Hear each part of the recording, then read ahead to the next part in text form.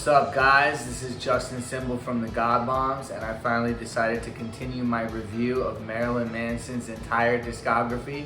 So if you're just tuning in, I already reviewed the first few albums, Portrait of an American Family, Smells Like Children, and Antichrist Superstar.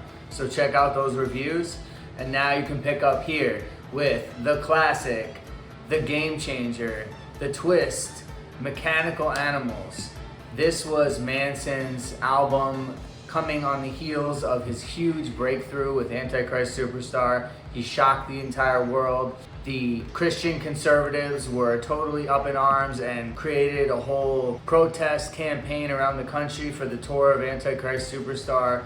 And effectively, Marilyn Manson became a household name throughout America and most of the world. He became America's boogeyman, arguably the biggest rock star in 1997. And so Mechanical Animals is coming on the heels of Manson's biggest hit so far. And there's a lot of pressure, there's a lot of expectations. And of course, Marilyn Manson at this point was determined to make a statement and prove to people that he was not a one-trick wonder. He was coming out from under the mentorship of Trent Reznor from 9 Inch Nails. Up till this point, a lot of people considered Marilyn Manson a protege of Trent Reznor, and Trent Reznor had had a hand in producing all of the Marilyn Manson albums up till this point. So why did Trent and Marilyn split? Now the answer is that Marilyn Manson co-wrote an autobiography with a ghostwriter, Neil Strauss, called Long Hard Road Out of Hell. And in part of this book, he talks about a lot of crazy exploits that he got into with Trent Reznor. Now, Trent Reznor came out and denied these stories and said he was appalled by them. This came up again recently with the allegations against Marilyn Manson. Trent also came to reaffirm that he denies these stories ever happened. Regardless, Manson wrote about these stories in his book, and Reznor severed ties with Marilyn Manson, and that was the end of their partnership, more or less, other than a brief reunion that happened around 2000. This is the first Manson album minus Trent Reznor, but he's still signed to Interscope Records. He's still signed to Nothing Records, which is Trent Reznor's vanity label within Interscope. And Mechanical Animals had huge promotion behind it. He had a billboard in the middle of Times Square, which shows him in a totally new image that we never would have expected. Now he's like a naked alien with breast implants. He's clearly channeling David Bowie. Omega is Manson's alien version of a rock star, and he feels alienated by his newfound fame. He's surrounded by fake friends. There's drugs everywhere. There's women everywhere. Everyone wants to be his friend for 5 minutes and then stab him in the back. Now he's a famous celebrity. Manson was engaged to actress Rose McGowan, and they were a very iconic couple, especially at the MTV VMAs where they showed up and she was like almost naked in a dress. He's no longer a reject, no longer a worm on the out fringes of society.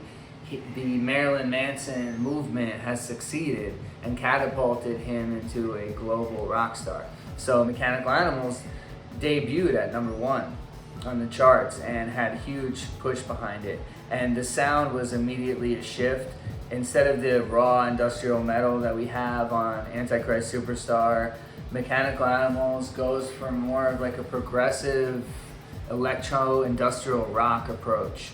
There's not a lot of screaming on the album. It's more glam sounding. There's a lot of lead guitar. Now, guitarist Zim Zum had joined the band after Daisy was fired or quit the band during the creation of Antichrist Superstar.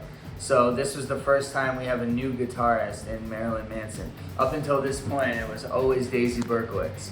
From the very beginning, they co-founded the band together, so this is a big deal. Now Zim Zum is the guitarist of Marilyn Manson, and this is the only album on which we'll ever hear Zim Zum playing with Marilyn Manson because he was fired after this. So the guitar leads on this album are really fantastic. Twiggy has said in interviews, and Marilyn Manson has alluded in interviews that Twiggy basically played all the guitar on the album. I don't personally believe that because later on in Manson's discography, we have albums like High End of Low and Born Villain, where we get to hear Twiggy as the lead guitarist.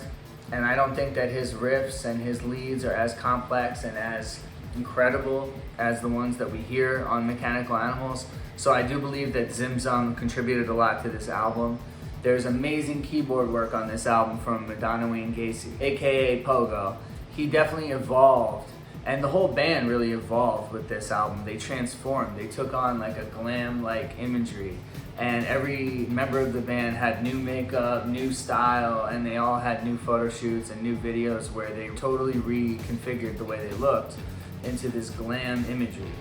I love the elements of techno and how they kind of incorporated some rave culture from that time, especially on the song like Posthuman, or those little keyboard parts on Rock is Dead, or the amazing keyboard solo on the opening track, Great Big White World. I love how they went full on glam. On songs like Fundamentally Loathsome, they really took some chances, and it's like his voice is in one side, the drums are in the other side for basically the first half of the song, and then you just get this amazing, blistering guitar solo. It's the best guitar solo on any song that Marilyn Manson's ever done. The song Disassociative is a phenomenal deep cut. I don't like the Jugs, but the Jugs Like Me is sleazy. It's obviously a fun homage to David Bowie's song Fame. It has that same slinky beat and bass line. It's kind of tongue-in-cheek, over the top, talking about Marilyn's sort of excessive use of drugs now that he's some big Hollywood rock star. Obviously the song Dope Show is very iconic. It proved to be probably the most well-known song from this album. It's a great bass line from Twiggy. It's actually kind of a rip-off or an homage to the song Nightclubbing by Iggy Pop.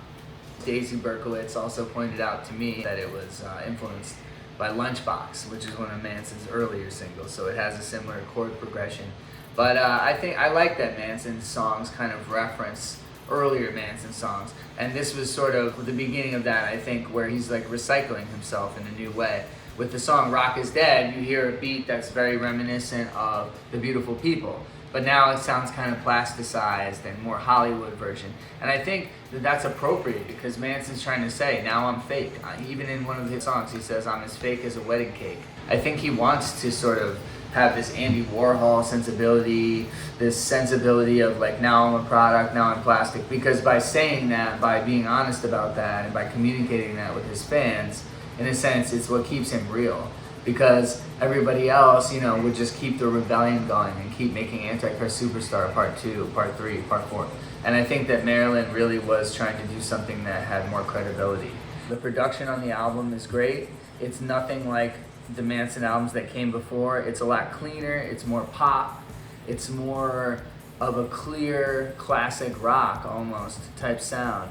But I think that that really benefits Manson in a sense because you get to really hear that this isn't just about shock and controversy. This is actually a really great band that's doing really great music and creating memorable, catchy songs. I would argue that the reason he decided to shift away from the angry screaming of Antichrist into this melodic sound is because he wanted to be sure to make a mark on rock and roll history.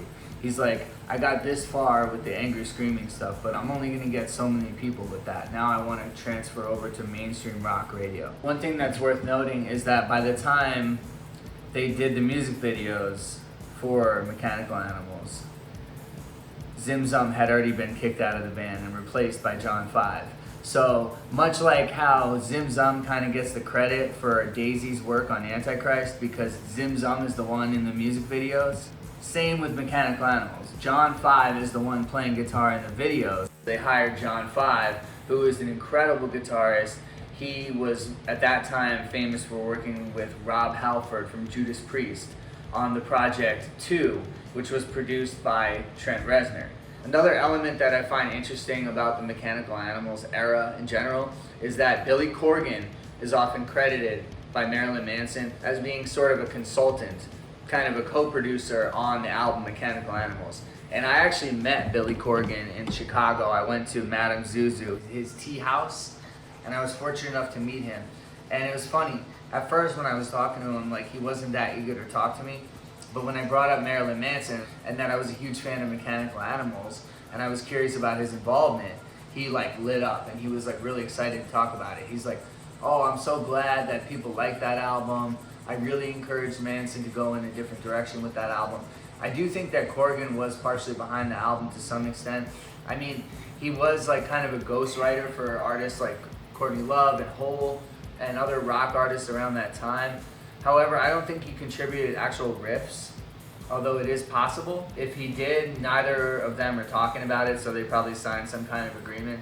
Some of the riffs on there sound like he could have written them. I mean, it's a little bit similar to the whole album, Celebrity Skin, which has a lot of Corgan ghostwriting on it. However, Billy claims that he was more of a consultant. There's even an interview with Madonna Wayne Gacy, aka Pogo, the keyboardist, who said that Billy was taking a lot too much credit for the album, that Billy didn't really do anything. He just kind of showed up and farted around with some weird synthesizer, and he was trying to impress Pogo with all of his knowledge of synths, and Pogo was like, not impressed, like, I already know more than you. This was a whole reinvention for Manson, and he was also reinventing himself as a vocalist. There's a lot more singing, there's a lot more melody with the vocals, it's more heartfelt. And I think Manson was really determined to show people that he can evolve beyond the screaming and the Satanism, and he can reflect on society in a whole different way. And now he's channeling more so the Marilyn Monroe side of Marilyn Manson. This time it's through the idea that Manson is this alien, Omega, who fell to Earth, and he was turned into some kind of rock star artificial product and then sold to people. And I think that shows that Manson maybe felt like his ideology around the time of Antichrist Superstar maybe was like sold to a bunch of rebellious teens, but they didn't fully understand the message. And now he feels kind of like a product. He's like here in Hollywood. He's, you know, one of the establishment now, but he doesn't feel like that. He feels like an alien among them because he went through all the darkness and all this stuff. And he always hated this kind of beautiful people, fake plastic world that he now finds himself in. And I think that all of those themes are so relevant to today's society that Mechanical Animals is the most accurate portrayal of our society today. In the song User Friendly, he says, I'm not in love, but I'm gonna fuck you till somebody better comes along.